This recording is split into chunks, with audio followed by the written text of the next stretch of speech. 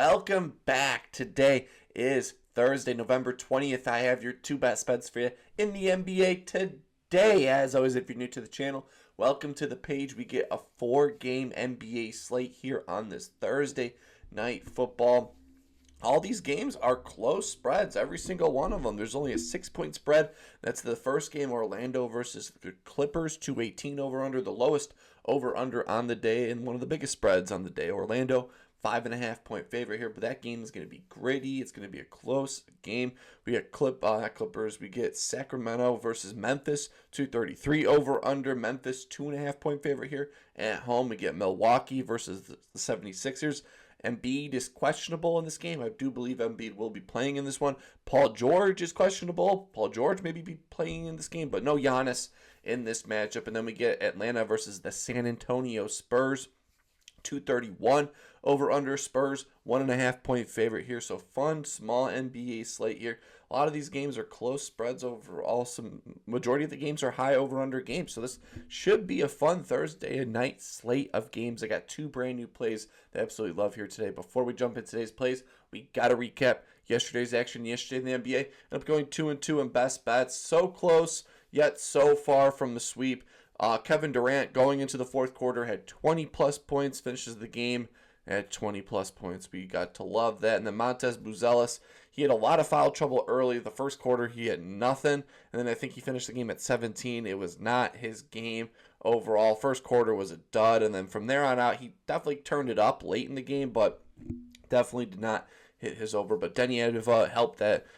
We had a few injuries bounce our way that way. And Ryan Kalkbrenner looked incredible in that one. He started off the game hot. I think in the first minute he had 3 rebounds. 2 of them were offensive, and then he had a putback right away, which was like an and one. So he started off the game with 6 off the rip. It was like offensive rebound, putback, dunk, and one.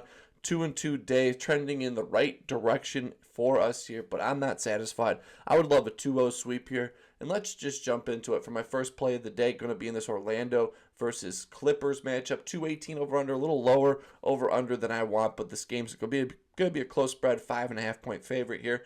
And we're going to be going on the Orlando side of the ball. I wanted to take his over last time. I do not get why I did not, so I'm back at it here. I think Desmond Bane, with the shot volume that he's getting these last few games without Paolo Banchero in the lineup, I think Desmond Bane is still set up for success. So it could be Desmond Bane to go over 20.5 points, coming to minus 114 on DraftKings. He has an amazing matchup. Clippers allowing the 7th most points and the 3rd most threes to the shooting guard position. And Bane has been cooking, going over 4 for his last 5, averaging 22.4 points per game with the last 5 games, him getting 22, 22, 19, 26, and 23. So super solid baseline these last 5 games. Lowest scoring game being 19. Highest scoring game is 23. So we're right in that sweet spot. He's gone over 2 for his last 3 against the Clippers. So good history of getting the over, averaging 18 points per game with the last 3 games, him having 21, 23. And then he had 10 in the most recent matchup against them. But those were all on the Grizzlies. He's now on this new volume for this Orlando Magic team, because the last 3 games he scored 19, 26, and 23 without Paolo in the lineup, averaging 18 field goal attempts per game.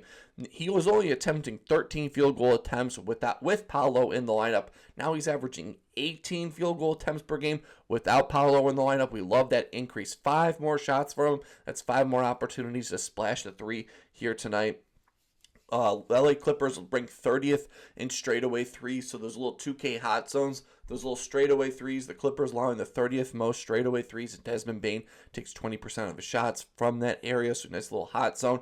83% hit rate this season when he takes 16-plus shots in a game, so we're going back to the shot volume, averaging 18 field goal attempts per game the last 3. The fewest shots he's taken in the last 3 games is 16, and when Desmond Bane takes 16-plus shots last season, this season, he has a 83% hit rate. So when he takes 16-plus shots this season, he has an 83% hit rate. When in the last 3 games, he's taken 16-plus shots in every single one of them.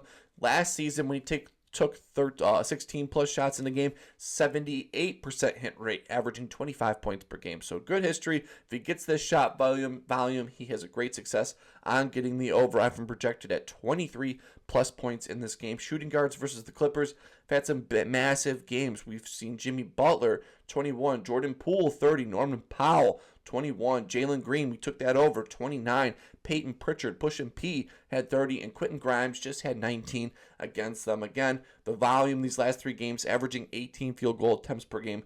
Last 3 games, 19, 20, 26, and 23 points per game. The Clippers allowing the 7th most points and the 3rd most threes to the shooting guard position. I think this is set up for another successful game for Desmond Bane. So give me Desmond Bane to go over 20.5 points coming in at S114 on DraftKings. Jump into my second play and final play on the day in this Atlanta versus Spurs matchup here. 231 over under. I really wanted to take rebounds, assists for Jalen Johnson in this matchup, but we're still questionable on Porzingis and we're still questionable on Zachary Richisher. I'm not too concerned even if they do play here, but I'm going to stick with the assist market here. So it can be Jalen Johnson to go over 6.5 assists coming to minus 118.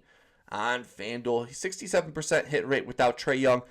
Without Trae Young in the lineup, averaging 7.6 assists per game. He's gone over 5 for his last 5, averaging 9.2 assists per game with the last 5 games. Him getting 8, 14, 7, and 9 assists in the most recent game, averaging 16.2 potential assists per game. We love that. He's only gone over 1 for his last 2 against the Spurs, but he's only had 7 and 2 in those 2 games with only 5.5 potential assists in those last 2. But no Wembanyama for this Spurs team. I think it's going to equal even more success for this Atlanta Hawks. A lot more players are going to be cutting to the rim. They're not really afraid of Luke Cornett down at the rim, and I think Jalen Johnson is going to be easy to drive in the lane and kick out for open threes for this Atlanta Hawks team. He's gone over 7 for his last 10 without Trae Young, averaging 7.6 assists per game. San Antonio Spurs, they're around middle of the pack of defending this the assists to the power forward position, allowing the 15th most assists to the power forward position. I have it projected at 8 assists in this lineup here. Even with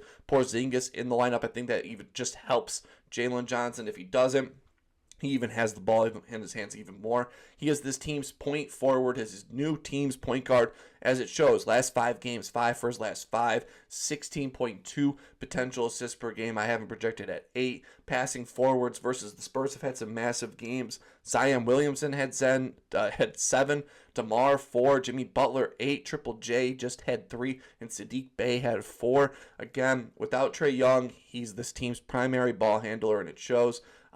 Averaging 9.2 assists per game in the last 5. I think today he easily gets to 8 assists in this game. It's going to be Jalen Johnson to go over 6.5 assists coming to minus 118 on FanDuel. And those are my 2 best bets for you in the NBA today. As always, let me know down below what's your best bet in tonight's smaller slate of games. I would love to tell you guys in the comments section. I hope you're having a wonderful day. Keep on smiling, and I will see you in the next one.